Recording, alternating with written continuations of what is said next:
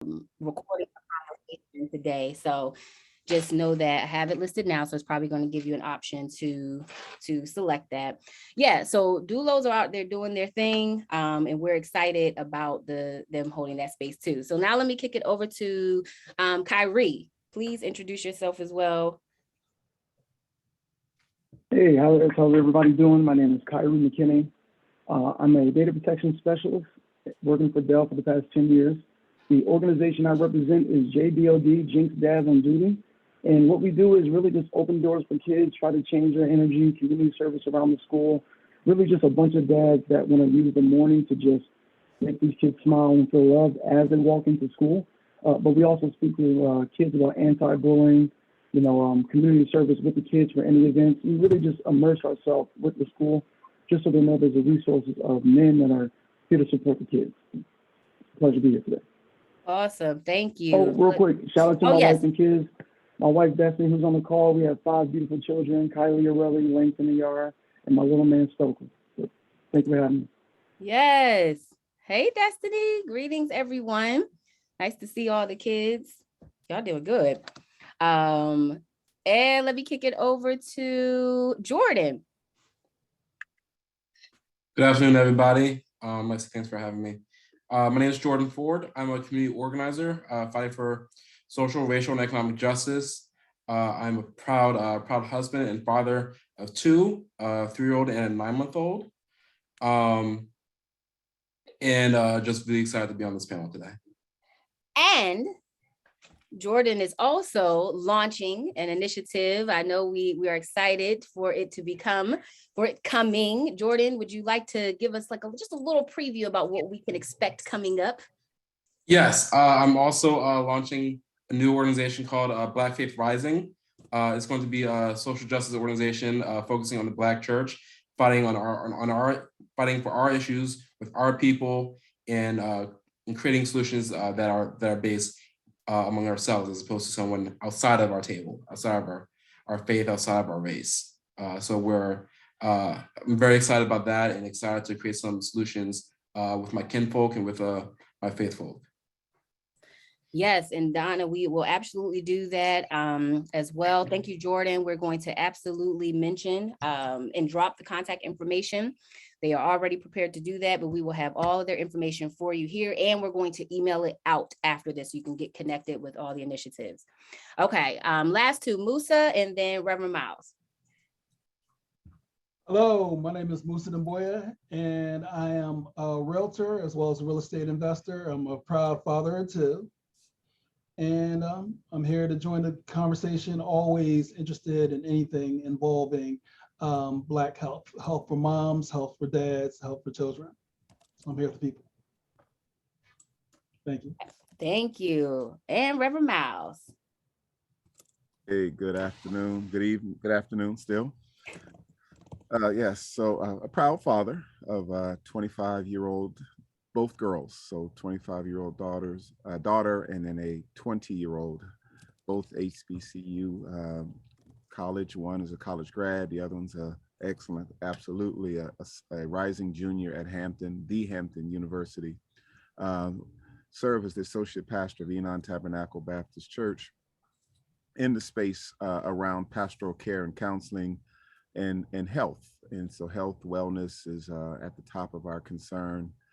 So it's about saving souls, of course, as a ministry, but it's also life on earth and health while we're here on this journey. So specifically focused as it relates to this conversation around men's health, and excited to be part of the conversation as well. Thank you. Thank you all so much for those introductions. And yes, just a reminder, because I had a couple people that just joined us. We will be sharing out the link to get to the recording after this. We will also share out, again, the contact information for all of the panelists here so you can get connected with the work that they're doing, especially here in Philadelphia. All right, so I'm going to hand it over to Courtney, who's going to get our panelist conversation started. Good afternoon, everybody. I'm so happy to see you all and happy to be here with you guys today. So let's get right into it. And any of you guys can start with the first question. What is the biggest myth about being a Black man?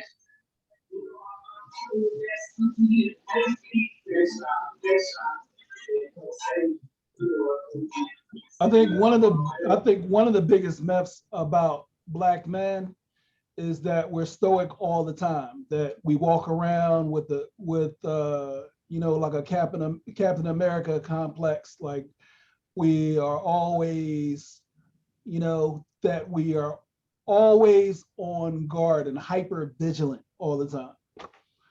I think that's one of the biggest myths, and I feel like that type of thinking, that type of attitude adds to some decline in health for Black men out there. Thank you for that. Yeah, I second that. I feel that in most cases, for myself, there's that mindset of I can do it all. It doesn't matter. I don't care if I'm weak, tired, low energy. I got this. Nothing. It's light. Where ultimately you're just kind of tearing yourself down mentally until you're at a point where you're like, oh, I lost it all because you didn't quite manage yourself periodically. You allowed yourself to get low to a point of sunkenness in a sense. You got to pull yourself out. So I think the biggest thing is knowing that you can't do it all. But the biggest myth is feeling that you can't. So it's a two-way sword in this sense. I 100% agree. I also feel one of the biggest myths is that we don't feel pain. We don't get emotionally withdrawn. And one of the myths is that we do not know how to process it at all. So we do know how to process it very well. Sometimes we weren't taught the best ways to process it. It doesn't look really good. So we have to get more into that self-care. But one of the things is that we do not, as brother said, we do not get tired. We also don't feel pain. It's a myth that we don't get emotionally upset. We don't get sad, and that we don't hurt. And that's a myth. Reverend Miles, and then I got a follow-up question. I agree. We do cry in the dark. So thank you for that, Joel. So brothers do feel we just tend to cry in the dark. And you're right, don't have these safe spaces where we can be expressive. I think there's another piece that we're not paternally driven. I think that's a myth. We absolutely are. We into that point, maybe to our detriment, because we're so concerned about our families and others that we don't put the mask on ourselves first, and then those in our care, custody, and control. But absolutely, statistics vet out that we are paternal. We do care about our families. We spend time with our children, with our families. We're engaged. We care about their well-being, and we will go the extra mile to do what's necessary to make sure that our families are okay. Thank you for that. The showing of emotion, I think, is another thing. And then I'm gonna give Jordan, I want you to have a chance to also lift up if you have any feedback on that. But I know one of the things that has started to come up, especially around the whole issue and the with rights, human or rights with abortion and Roe versus Wade. And a lot of what I was seeing is criticism to some men who may have been responding, not that they were saying you should not have that right, but just even having a position at all. And so the fact that you all are lifting up specifically that it's a myth that you don't care, that you do feel, because I think that's another aspect to be considered and that we want to make sure is included, not because we're saying that someone else besides us should have a right to say what we do with our bodies, but if you are especially on the side of helping to make sure these processes are safe for Black women especially, then we need your voices even more so in those spaces. So I just wanted to kind of acknowledge that. Jordan, any feedback from you? Myths? What's the biggest myth? Yeah, I'd have to agree with Musa and with Joel. This concept of being stoic, of being emotionless, not letting pain hit you. It's definitely the biggest myth. I think a lot of times Black men are forced to have a brave face, are forced to appear emotionless and have to hide our emotions. I think we're taught that at a very young age, like 4 or 5, don't cry. If you skin your knee, get up and walk it off, as if it didn't happen, because we're supposed to be built a different way than our female counterparts, than our white counterparts. I just think that we're supposed to be stronger than any situation, not be impacted by all the things that are going on in our world, in our lives. Can any one of you can kind of speak to that, but you mentioned something, Jordan, is anyone else I should say, about the parenting part of it. And then I think this will be a good transition to the next question, but and I'll hand it back to you, Courtney. But that whole, get up, be a man, don't cry to little kids and things like that. Can you help us, especially as Black women, as women, can you help us find the balance in that? Because I know that some part of it is we want them to be able to navigate the pain, if you will, a little emotionally and physically, so to speak. But then I also know that we want to create a space where boys don't feel like they have to just, take it on the chin and not show emotion. So can you help us find the balance in that? So if you're talking about a parenting perspective, I'm trying to really get your question. So from a parenting perspective, how to balance masculinity without its suffering, or? Yes. Well, that's. I think it's like what we oftentimes, for instance, and this really could be parenting as the village, right? We will oftentimes see a young boy, a young child, but I'm talking specifically about our young boys, fall, get hurt. And sometimes the response is, no, get up, don't baby him, let him just take it. He got to be a man. This sorts of language that we hear that targets masculinity. But how much of that do we need to find balance with in jumping in to try to save the child, if you will? Like, how much of it is we do need to allow him to cry a little bit, or we do need to allow him to experience it, and we do have to kind of find a balance where we're like, no, you can't cry about everything now, like every time you fall. So I just want to try to hear from your sides as men, as fathers, especially, because that's the space we're coming from. How do we find balance in that? One of the easiest way for balance is nature. So I have I'm a father and father figure to 11 now. 9 are boys. And what happens is when you have a male figure and you have a mother and a father around, it ends up kind of self-balancing. There becomes this, if you have a father involved, there comes this balance where the mother of my children will absolutely nurture and allow certain things with her boys to happen. They will run to her for safety, security. On the other hand, when it comes to me, I will still nurture, but just not nurture as much.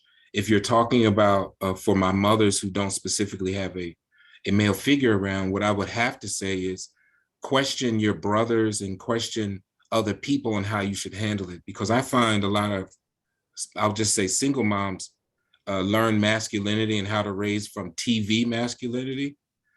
It's how those guys act that they see on the shows. It's how they do such and such, where they're supposed to be as strong as the people on the show.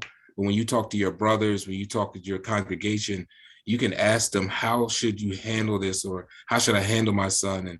And it's okay to question other men on how are these things, how can I balance them correctly? I would say absolutely reach out if there is no one specifically in the home, but if there is someone, let some of the roles play out fairly. That's it. Anybody else? Kyrie? I think the buzzword was balance, right, and consistency.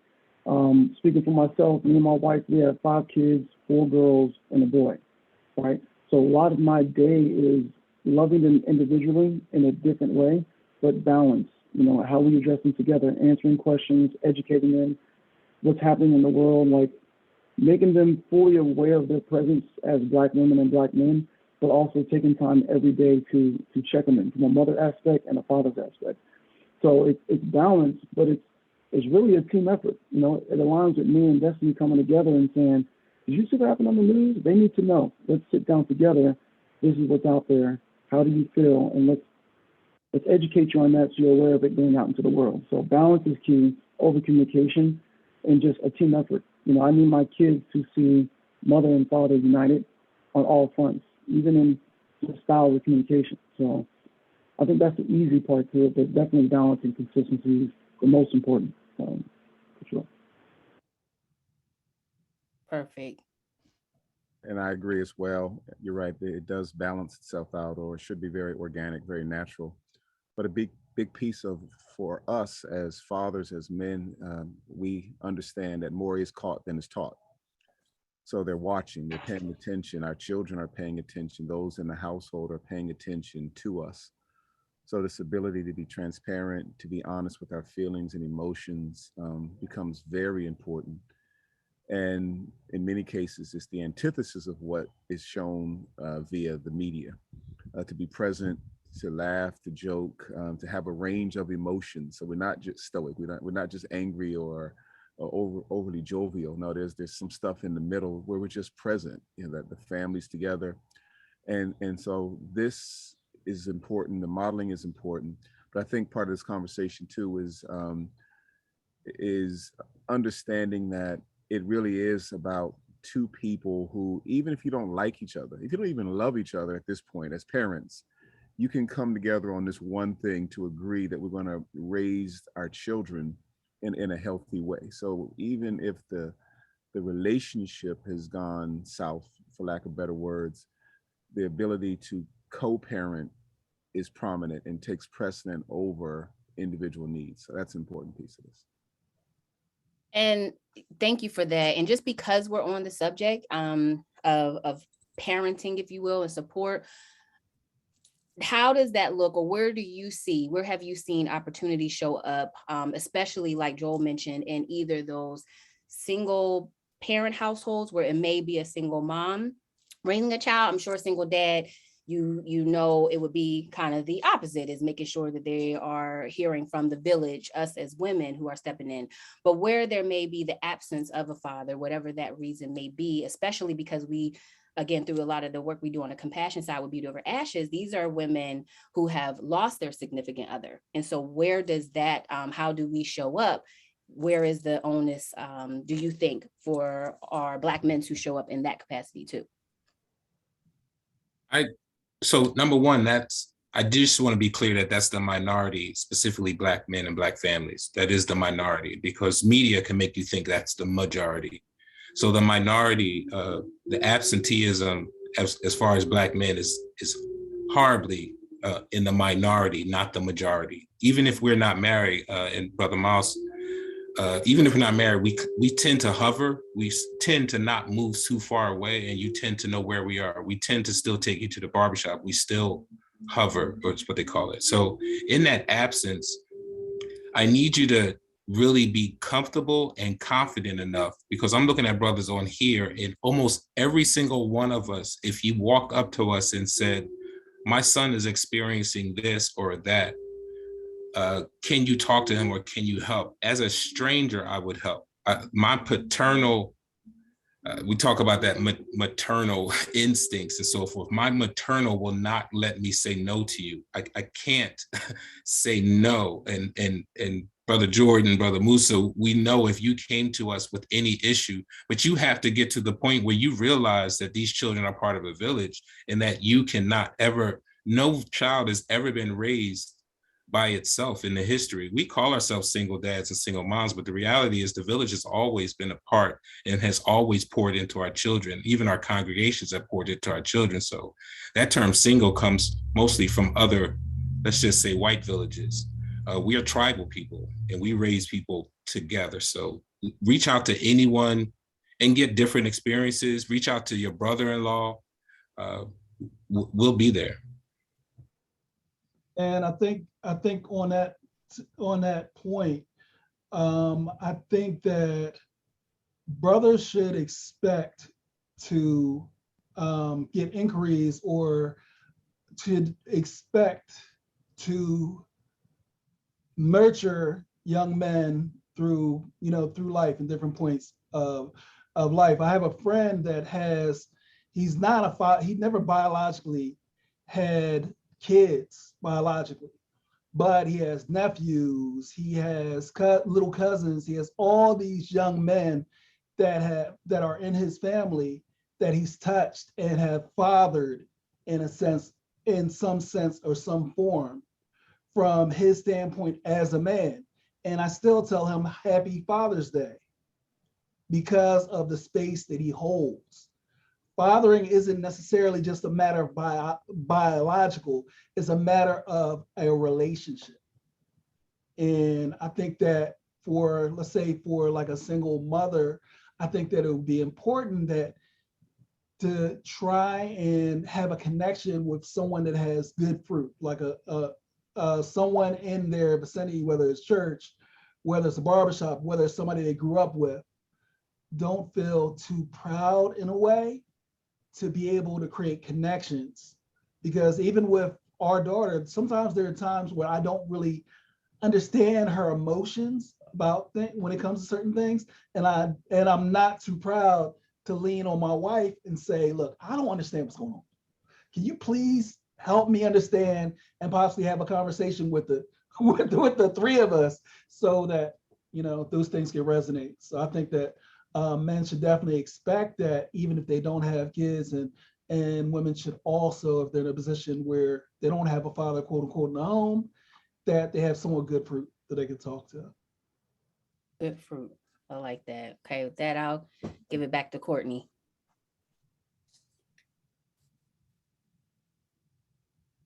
Oh, wait, you're talking on mute, Courtney.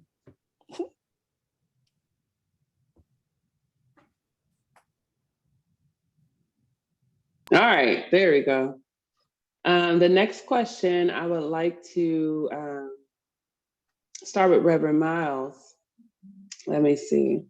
So can you tell me about some of the unhealthy factors that are impacting Black men today? Well, there's a list. As a matter of fact, there's a resource, and maybe we can share it before we get off on today. The Mayor's Commission did a report in 2019 that looked at the health of Black men in Philadelphia. And one of the biggest challenges from that report is that the life expectancy of a Black male in Philadelphia is less than age 70. That's crazy. That is, yeah, that's abysmal. But heart disease, diabetes, unfortunately, whatever is big or whatever the majority community is experiencing, we are experiencing it the same, but at a greater intensity. So heart disease, we're at the top of that list. We're at the top of the list for diabetes. Philadelphia, unfortunately, as a city, is the poorest, largest city in the country. And so if you had to ask me specifically, I would say heart disease, certain types of cancer that are treatable and preventable. And so for us as men, knowing our numbers, getting checked out, going to the doctor, and if you don't have a primary care physician, number one, find one, and or there's a number of initiatives going on in the city to make sure that men can get checked out. So heart disease, diabetes, stress, and the other social determinants of health are real. So the stress, the ability, the impact of racism on us living under that constant tension, it does weigh on us. And so we'll keep coming back to it, I think, as a common conversation, but men need safe spaces to talk about this stuff, to have this ability to just kind of release some of the pressure that we're experiencing. In some respects, we normalize it. And so for some of us who are older, we can help navigate, or at the very least, just kind of share these. This is how you get to be an old head. So, you know, Gray, Joe, you let yours grow, I shave mine off. But this gray man is a rites of passage, and we're finding a lot of brothers respect. The Bible talks about in Leviticus the gray-haired one or the hoary-haired one. There's something about having this gray hair that gives us permission to talk about our stuff, and then also communicate coping mechanisms or ways to navigate this thing called life to men younger than us. I think I answered your question in a broad stroke. But yes, diabetes, heart disease, cancers, and then some of those other isms is what impacts us the most. Yeah, thank you for that. And I would say so. Any Kyrie, Joel, the rest of our panelists, any other additional thoughts that you have on that what Reverend Miles shared? So Reverend Miles is right. I'm not sure why we don't talk more. I gotta get together with him. Um, there's a disease he forgot. It's probably the number one disease. It's called I am good. It's a horrible disease for Black men. It's if you slow it down, it's I'm good. It is a terrible, horrific disease. We keep saying I'm good. Our eyes start getting problems and we're good. We have this horrible disease called I'm good. Oh, I'm good. And our friends, our brothers, you walk in kind of a limp. No, I'm good. I'm I'm good. I'm all right. You know, or the other disease is just as worse called I'm okay. Um, I'm all right.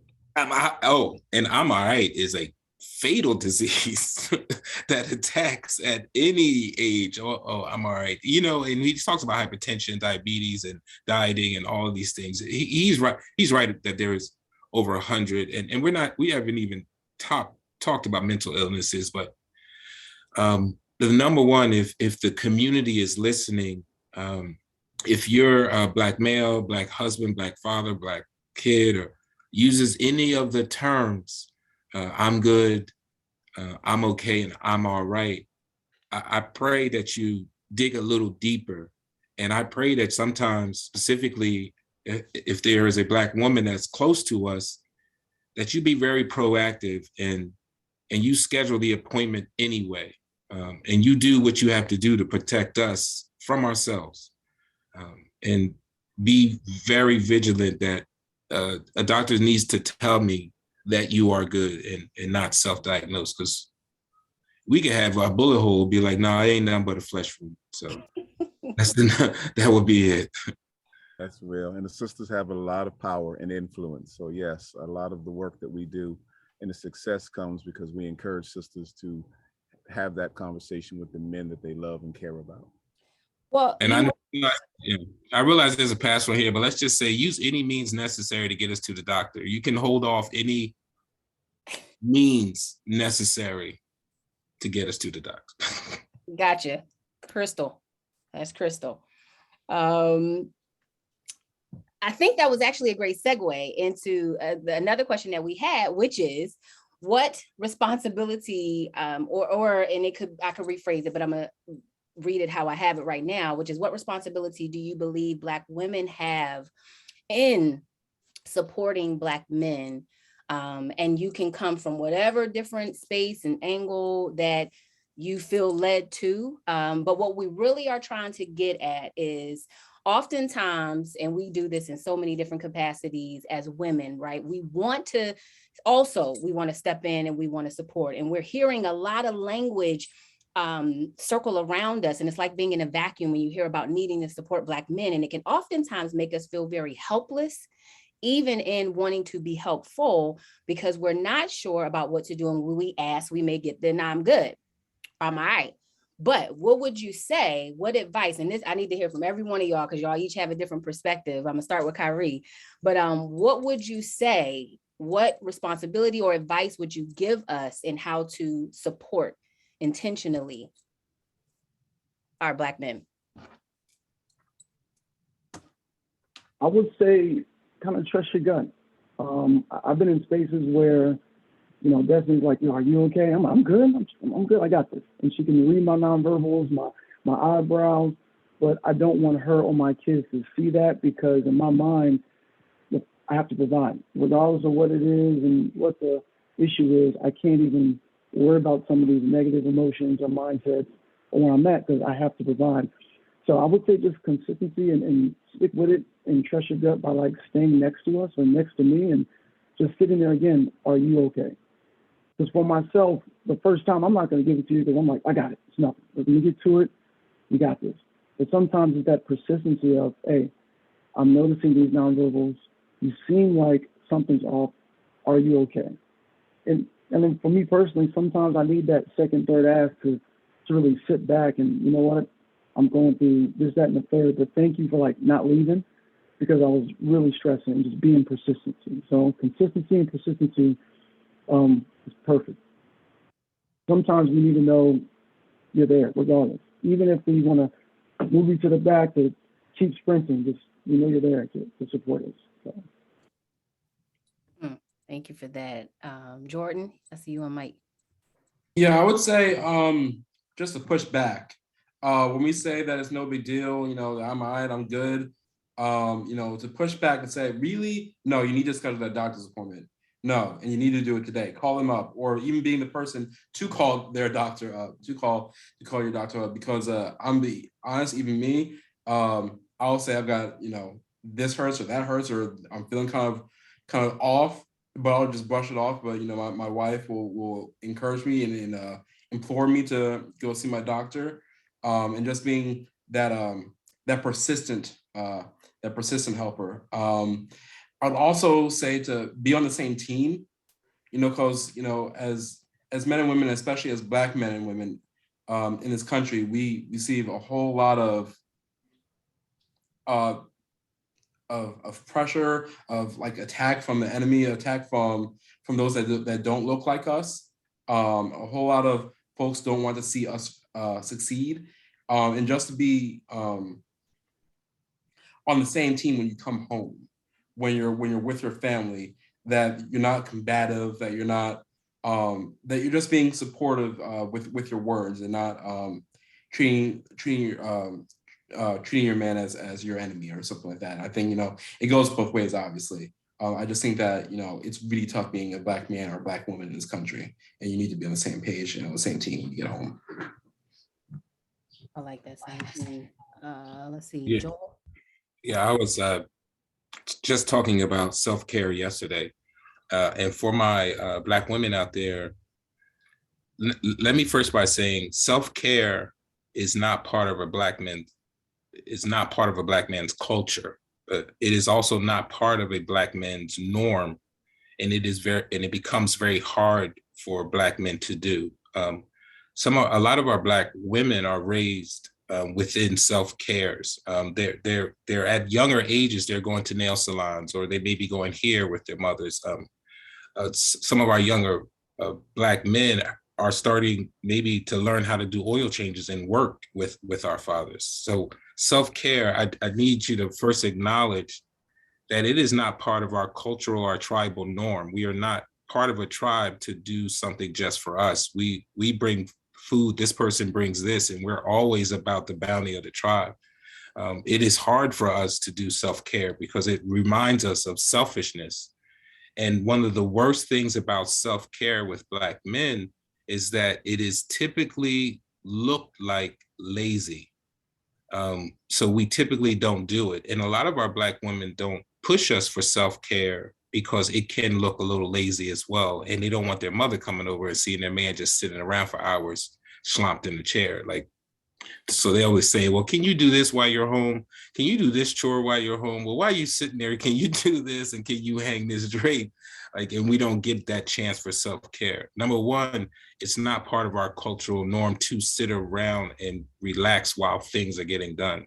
But yet the brothers are right. We spend a lot mentally, and we spend a lot physically and spiritually all week long. We till the land all day and all week long, and a lot of times don't get a chance for that. So back to what they were saying, it is okay for you to schedule it for us if you want it done. It is okay to buy us tickets to and my best friend Musa to DR to celebrate something. It is okay for you to buy tickets instead of, you know, to a football game that you don't have to go to, that you can let us go to. It is okay to, whatever it is, buy membership to a cigar lounge. It is okay to force your man, if you want him to live long, to slow down a little bit, take some time for himself. It is okay if you want him to live long.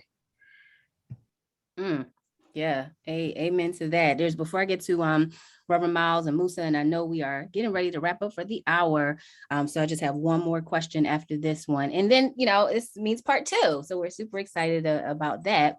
But one of the things that came up from Ms. Margaret is if you're not able to do self-care, what is the support that you use? So essentially, if it's not that. So while Kyrie, Joel, and Jordan, that you're not saying you can't do self-care, you're just saying that it has to become more of the norm. So if you have things that you do, Reverend Miles and Musa, as you give your responses to what can women do, you can include that in there as well. And then Joel, Kyrie, and Jordan, if you want to drop it in the chat, feel free. Thanks. Thanks, Alexia. Thank you. You're welcome. Well, if we don't take the time, we do tend to binge when we do. And so we go over the top and you can then go missing. I remember for the older folks on this Zoom, the song by Cheryl Pepsi Riley, Thanks for My Child. And when the video came on, it shows a guy busting out the door and running down the street. That's what it can feel like when you don't take the time incrementally. You then just gotta feel like you just gotta flee. And that's not healthy in any respect. So home, and Jordan, you alluded to it, and I like the analogy of a fighter, a boxer. He's in the fight, when he's in the middle of the ring, he's fighting. That's going outside the home and being a Black man, and he's yet to be United States.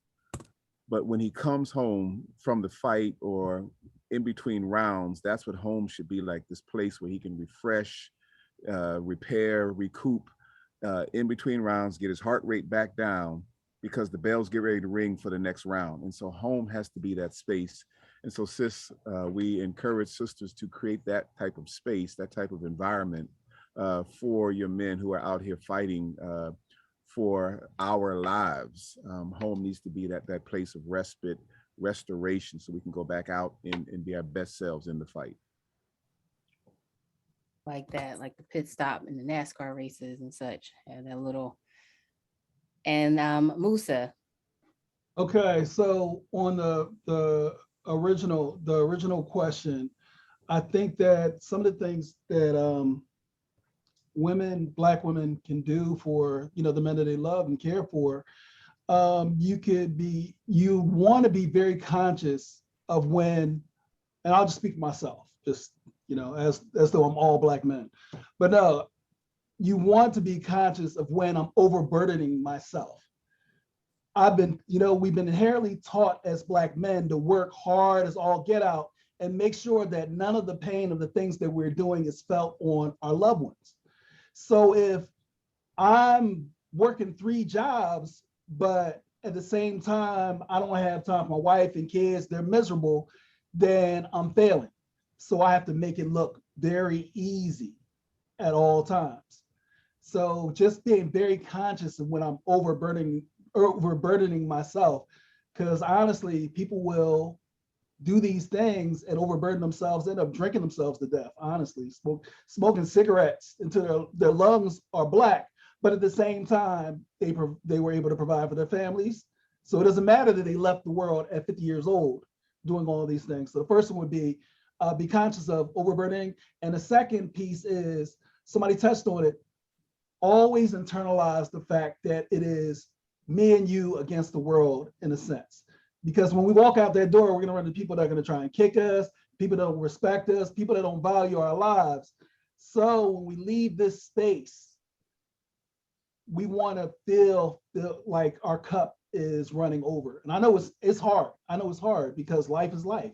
We get on each other's nerves, a lot of things happen. But when you walk out that door, same way that, we say, in my household, we say prayers before we leave for the day, that you want to make sure that, you internalize that and try and reinforce that in us, even if we don't do it, actively do those things. Because that nurturing portion, sometimes it comes from, the mother of the house. So the last question was in reference to self-care. Now, self-care, it can seem like something pricey, makeovers and pedicures and things like that. But self-care, honestly, can be just taking a long walk.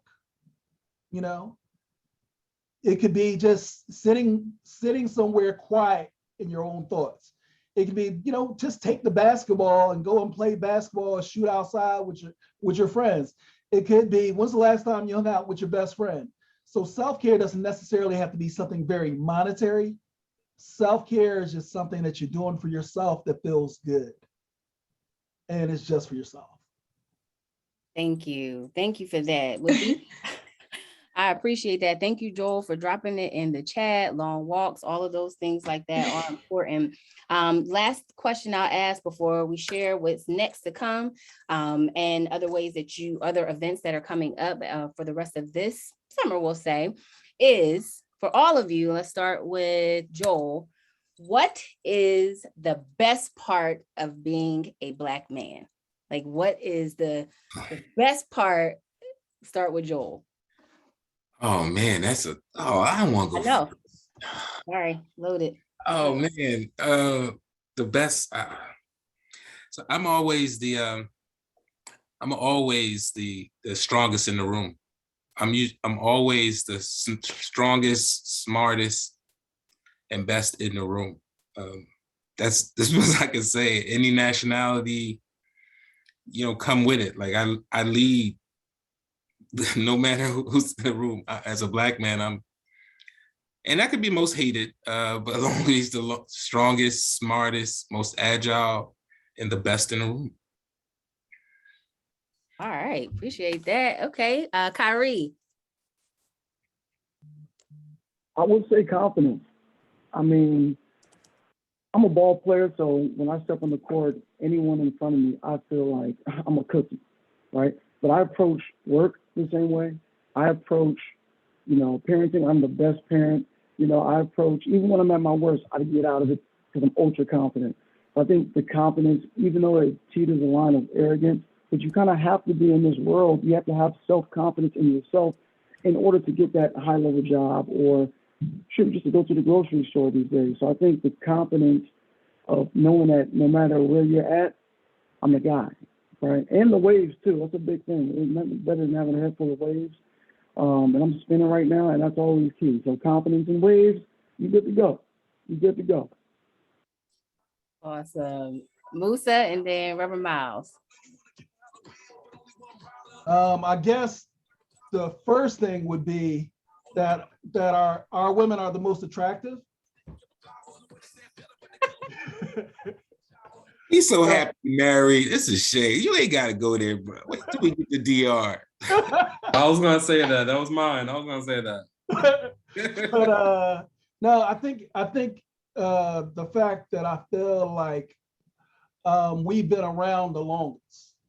Evolution has allowed us to move past a lot of things. Even when you look at the time in slavery and what we went through during those times, what comes out of it is some of the strongest, smartest individuals that I think have ever existed. I think that we are from the cradle of society.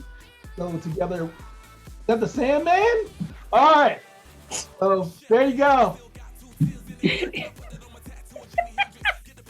it a wrap-up music? What they said is true. And then you're right, we do have to have that confidence and you're right, borderline ego, because we matter. Everyone's watching. Everyone wants to be like us. We give them something to chase. Absolutely. Exactly. That's what I meant to say. So listen, that is perfect. That is, I just wanted to make sure I remembered to play the music. That was all. Don't worry. It was nothing sad. But I want to thank you all so much. Please give a hand to our amazing panelists that was out there. Joel, Reverend Miles, Kyrie, Musa, Jordan, thank you so much. Thank you all for checking in and chatting in. We will do this again as a follow-up, but there's so many different initiatives that are coming up. We'll make sure we share via email in this follow-up. But a few things that are coming up that we just wanted to highlight is becoming a mom ambassador. We talked about it early on. If you just go visit cocolife.black, you'll learn all about what we have going on and the different initiatives and even how to become a mom ambassador. Our panelists are going to be dropping their emails and information in the chat. And again, we'll share that out. Daddy University is hosting their Daddy-Daughter Dance 11th annual, August 14th. Even if you may not have a daddy-daughter duo together that you would want to, that you are going to send, you can sponsor someone else. July, again, is Minority Mental Health Awareness Month. So just be on the lookout for all the different ways that you can be involved or create your own space. So thank you all so much again. Thank you all so much again for tuning in. And like I said, we will share an email with all of these follow-ups. All right. Thank y'all. Appreciate you. Have a great rest of your Thank you. Sunday. Appreciate y'all. Take care. Take care.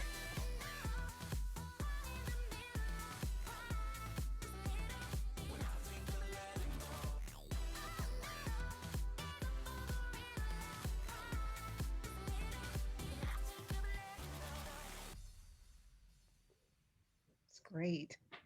I just wanted to tell you it was great. Yay. Thank you so much. Thank y'all. We enjoyed it. Appreciate the feedback. Yeah, we knew it was going to be a lot to pack into an hour, but we know too that people tend to show up a little easier. It's a little easier for them to register when they're like, oh, okay, I can do an hour. And it's okay because it gave us a temperature, and now we know some other questions and things that we can keep building on and make it even more interactive the next time. So thank you. You're welcome. Appreciate it. All righty. So All right. have a good week, everybody. You too. And I'm gonna respond to your text. I was working on a couple things yesterday, so I'll be following up with you. I got to touch base with you, but we can do that next week. I know you're busy. Okay. This week. Okay. Bye-bye. Yes, this week coming. Okay, bye.